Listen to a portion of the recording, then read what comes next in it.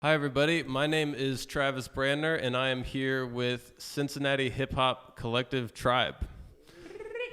Thank you for being here, Triibe. Will you please introduce yourselves to the people on YouTube who might not know you? Absolutely. My name is Cincinnati. I am a poet, activist, rapper, lyricist, whatever. And I'm Peace, the medical musician, producer, lyricist, go-getter, alchemist, whatever you want to call it.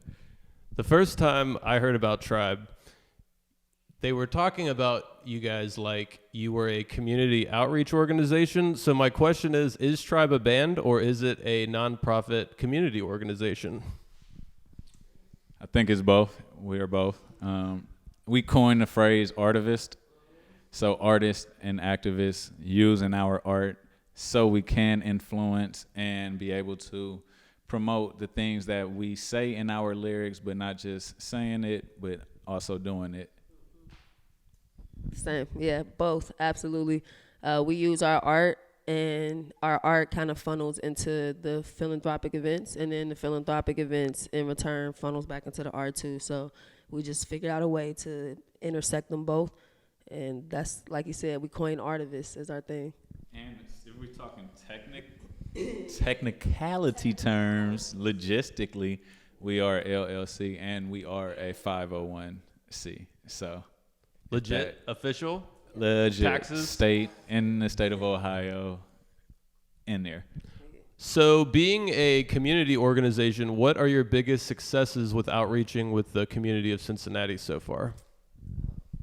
In my opinion, potluck for the people. I think that's something that the community has really embraced in a big way because it's all donation based. So we don't have an official sponsor yet, but we haven't needed one, honestly, because the community brings in so much. We've had barbers commit their time. We've had makeup artists, doctors, social workers, dentists, all type of people who just have professions that they naturally do, and they just loan their time to the event. And it's been a great addition just for people who need it the most. So potluck for sure, and then raising the bars, which with the kids, that's probably one of my favorite events. You just see the way they shift over a good amount of time. So Same. When we were able to see the success is basically the success of the community, in all honesty, specifically with potluck. But with raising the bars, it's a special thing about that because it's really myself and Siri most of the time that's working with them.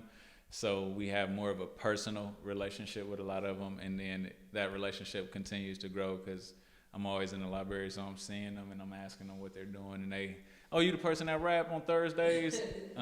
But just to have that rapport is really cool. Well, so the community stuff is awesome, and that's really powerful that you guys are giving back. I think that's one of the most greatest things you can do with your time. I just want to say the music thing, like, congratulations for winning Best Hip Hop Artist 2 years in a row at the Cincinnati Entertainment Awards. You guys fucking deserve it. You're awesome. Yeah. Appreciate you. And we humbly accept it because there was a lot of great nominees on the bill as well. And we also excited to pump out some new music for people as well so they can feel. And we have some new music that has a new kind of direction that's a little more soulful, that got a little more feel and vibe. So I'm excited to be able to present that as well. Same. Thank you again for CEAs. That was an amazing experience, and it was good just to see the people be represented so accurately because that hip-hop category was pretty dead on. Every artist that I saw deserved that award, honestly. So it was an honor. And like you said, we got a lot of more music going, and it's going in, like, I think a more mature direction. We're starting to really, like, take time with the music and make it sound the way we want it to. So, yeah, I'm excited for that. This is a random question that I just thought of a minute ago. What did you guys do in the desert? Because I remember seeing it, and it was sick.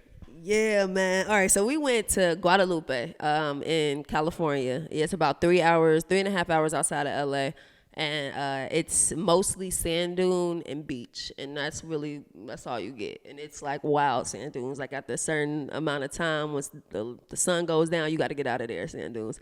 So we actually had to walk about how many miles, man? About 5 miles just to get to the dunes though, and then walk up the dunes, which was, for me, that was a humbling experience. I done tore my ACL twice, so I didn't think I was going to make it doing that. Like, we were proving to ourselves what we were capable of because we had to do 3 days in a row just to get these shots. But we shot Worldwide, which dropped to, this year. I can't remember the day we dropped it, but it dropped over in the summer. It's just Worldwide by Triiibe. And, yeah, that experience was crazy. It's funny history about that space. It's where they shot the 10 Commandments. Yeah, they shot the 10 Commandments in that space. And the whole time we was just like, let my people go. We felt like it was Moses. It was just some crazy. Yeah, it was spiritual, and the most important, or not even important, I think the most memorable part that we took was like, Mother Nature took its course at the end. And it was like double rainbows, hail and storm and sunshine. And it was just almost like the universe was winking at us right there and was letting us know. It was a true weather anomaly. I'm glad you brought that up. We saw 2 double rainbows. We saw, it was like hailing on one side of the sky. You look to the right, it's hailing and the sky's dark. Was it a sign? I know it was. And then when we came back, it was this little sign at the park that was explaining this, like, it was like a tale, but I'm sure it's real history, where this woman, she was like a goddess, and she created rainbows for her people, like when people were trying to come in and colonize the land, for the tribes to go to safety. So they would like travel on rainbows. And then we saw 2 double rainbows. Like, it was crazy. It was something you can't really explain. It's something I've never seen before. So Sounds like a pretty magical experience. What is next for Triiibe in 2020? you can start because that's loaded. It's scaling up. I feel like Triiibe is going to be, we're already taking larger shows, getting on larger stages. We're branching out, and we're also connecting with a lot more artists as well and musicians. We also, I know we're going to be touring. And to speak on DIY or die, it's going to be very DIY style, but I think it's going to be something that's going to shake up the music industry, and it's going to challenge artists in a great way, and how they maybe should consider touring in the future, right? And I'm very excited for that, and I think that that's going to be real cool, and probably try to collab with another Boosie Collins type of, legend as well. Tap into that. Everything that he said, honestly. Plus Homecoming, that's something I'm really excited for. We got a lot in the works for that, because that's a big opportunity for us. So we definitely gonna give a good show then. Oh yeah, and then touring. I'm looking forward to traveling. We have very specific goals for like the way that we want to do it, and we've been waiting for a long time. So I'm glad to see it finally happen the way we imagine. Triiibe is a Cincinnati band and a Cincinnati organization. What is your favorite part about the Cincinnati music scene right now? I think the love right now. It's a lot of love. And I mean, in any scene or music scene, I think you're going to get a lot of everything. But just the love from the people back to the artists, it's real. And you see it circulate. And not just that, but like everybody is like a moving part in this machine that Cincinnati is building. And even down to the people who own like the bars. Like right now we're using Revel OTR and certain bars downtown to help us store Triiibe Drive donations. And they're not asking for anything for us, but it's just the fact that everybody's working together and literally just offering what they have towards making this community better in whatever way they can. I think that's special, and that goes beyond the music right now. But I do see like the pioneers of it being artists and musicians and curators and bar owners, and we're all like really pushing a culture that is one, fun for everybody, but also taking like a healthy direction with our community. So that's my favorite. The unique raw talent that's here, untapped talent, but also the overlapping. I think it's a crazy overlap in here. You are able to experience, you can go to a show and like not know about a band and then be a fan, right? Because these bands are linking up with each other. For example, like us and Audio Magic are 2 nights ago, Sylmar played with Leo Pastel and Jones and Jody, which you may have, if you're fans of these people, artists, you may never know about these other artists, but these artists in this city are now fans of each other, and it's not even sometimes the same genre, and now it's just breeding this culture right now that like is showing like how music can break down a lot of the barriers. If we think of Cincinnati historically, right, it's really a black and white city, but now you go out and it's a lot of flavor, it's a lot of color out here now, and it's a lot of people that's just mixing together. So, and I think that's, like you said, is music, and it's art, and it's just the pioneers of that pushing it and influencing it more. Hopefully the whole country moves towards that direction, not just Cincinnati. Word up. Can you take a minute and shout out your favorite Cincinnati bands and artists, please? A whole minute? All right. A whole minute. Start the clock right now. POC, Sylmar, Oddly, Dayogo, Oski, Aria, Sky. Should I have so many? This is hard. Name out some. Devin. Yes.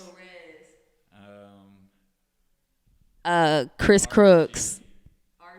Lorna Lee's. Gold Wings when they was here. Yeah. Black Signal. Oh. Jess Lamb. Every artist that we just rocked with. Who else? Boosie. Grand Ace. Ronan. JB Lamage. Flox. Lung. I got so many. Leggy. Moombo, yeah. God, I hope I don't forget nobody. Brooklyn Ray. I feel like I'm about to go over a minute, but I don't care. That's a lot of shout outs. I think you guys I know. did a good job. I know. If That I was a didn't good get job. it, no, I love you still. Is there anything you want to tell to the people before we wrap this thing up? Yeah. Keep doing yourself. Keep doing yourself to the fullest. Keep investing in yourself. Follow your own DIY movement. The DIY movement is alive and it's well. Cincinnati, I think, is thriving in it. We are here. We're here to stay. And I think by us being independent artists and us connecting is just bringing a stronger footprint, and we are able to control our music, and we have that power. So jump on the train, and it's not our train. It's just a train that's going at all of our trains. So if we all can start putting more gas in it, it can go very quickly. On a personal note, connect with us. We are a collective, like we said, not a music group. So we have rotating door. You know, we want artists to come in. We want artists to work with us. We want to record. We want to perform. We want to book, all of that. So collaborating for sure. We are looking for artists to come work with us. Hit us up. Peace and Siri, thank you very much for talking to me. It's been really great. We're going to do this again sometime really soon. YouTube, follow Triiibe on Instagram. Peace and Siri also have their own social medias. Triiibe is everywhere that music is. They're on the internet. Go check it out. Be involved with what these guys are doing in the community if you're able to do that type of thing. And thanks for talking to me, guys. We'll do this again sometime real soon. Thank you for having us.